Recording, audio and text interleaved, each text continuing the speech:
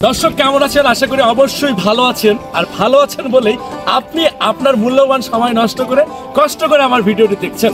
দর্শক, আমি এমন একটা জায়গায় অবস্থান করছি, সেটা হলো বাংলাদেশের এমন একটা জায়গায়। সেই জায়গাটার নাম কি জানেন? জাদুকাটা নদী। এই যে আমার পেছনে যে নদীটা দেখতে পাচ্ছেন, এটার নাম হলো জাদুকাটা নদী। যেই নদীটা ভারত এবং বাংলাদেশের সীমানা নদী।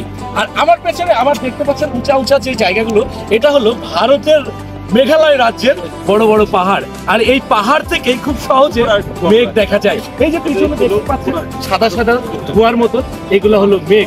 এখন মেঘলা আকাশ, কিছুক্ষণ আগে বৃষ্টি হয়েছে, আর আমরা দাঁড়িয়ে আছি এই জাদুকাটা নদীতে। আমরা এই নদীটা পার হব, পার হয়ে আমরা শুটিং করতে যাব। আমরা এখন অবস্থান করছি সুনামগঞ্জের লাউগড়া বাজারের ঠিক পাশে জাদুকাটা নদীর তীরে। আমরা চলুন যাই, আমরা ওই পারে নৌকা করে কিভাবে পার হয় সেটা আপনাদের দেখাবো। চলুন। আমরা এই যে এই ইঞ্জিল চালিত নৌকা করে আমরা এই জাদুকাটা নদীটি পার হব। পার হয়ে আমরা ঠিক এই যে যেই পাশটা দেখতে পাচ্ছেন এই পাশে যাব, এই পাশে যাব, শুটিং করব। ঠিক তার পাশেই মেঘালয় রাজ্যের বড় বড় পাহাড়। এই পাহাড় দেখতে দেখতেই আমরা এই সুনামগঞ্জ তাহিরপুর জেলার লাউগড়া বাজারের পাশের জাদুকাটা নদীটি পার হব। দর্শক, এই যে আমরা এখন নৌকায় উঠবো, জাদুকাটা নদীটি পার হবো। এই যে নৌকা, বিশাল বড় জাদুকাটা নদীটি পার হচ্ছি আমরা পুরো শুটিং ইউনিট। এই যে আমাদের সাথে আমার বড় ভাই শাহিন মিদা ভাই আছে। তো আপনারা ওনাকে অনেকেই চিনে থাকবেন।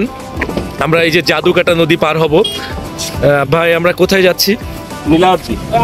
নীলাদ্রি না? নীলাদ্রি। আচ্ছা, নীলাদ্রি যাচ্ছি। আমার আপনার মেঘালয়? না না, মেঘালয় ঠিক এই পাশে। ওই যে মেঘালয় পাহাড় দেখা যাচ্ছে। হ্যাঁ, যাও তোমাকে দিয়ে দিলাম এই পাহাড়। আচ্ছা, না আমি নিব না ভাই, এটা ভারত সরকারের পাহাড়। ভারত সরকারেরই থাক, ভারতের জনগণের থাক।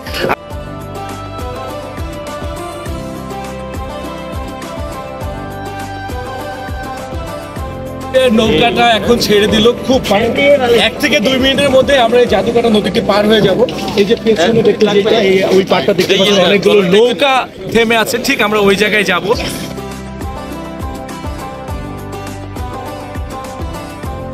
এখন নৌকা থেকে নামতেছি, নেমে আমরা পাড়ে যাচ্ছি।